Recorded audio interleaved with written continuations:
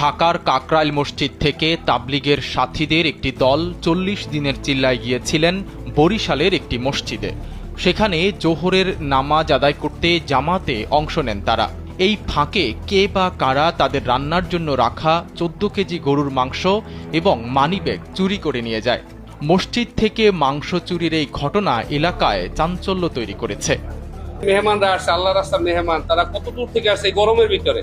আমরা গরমে টিকতে পারিনি, তারা গরমে আসছে, বিবি বাচ্চা ব্যবসা বাণিজ্য সব ছেড়ে আল্লাহ রাস্তায় আসছে, এখানে আছে। এটা আমাদের জন্য একটা ভালো জিনিস, একটা খায়ের জিনিস, দোয়া হইতে আছে। কিন্তু তারা আজকে একটা মজমা করতেছে, দিনের মজমা, সবাই এক করবে, একটু আল্লাহ আল্লাহ রসুলের কথা হইবে, দোয়া হইবে, দুইটা ডাল ভাত রান্না করবে। সেই গোস্ত দুপুরে এইখানে রাখছে, তো ৩টা শ্রেণীর উপরে রাখছেন প্লেটে বড়, বাতাসে যাতে নষ্ট না হয়। সবাই গেছে নামাজ পড়তে।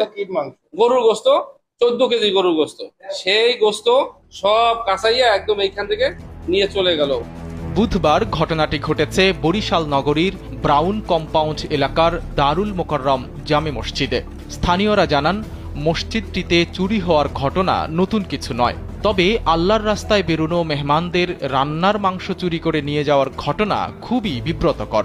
শুধু মাংস নয়, আরও খোয়া গেছে ৬,০০০ টাকা সহ একটি মানিব্যাগ এবং একটি সাইকেল। এক আমার শুরু হয়ে গেছে, নিচে চলে গেছে।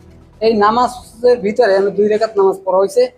আমি যখন পরে আত্মাহিয়াতুস সূরা থেকে কিন্তু উঠছি, ওঠার পরে এখানে হাত লাগাইছি।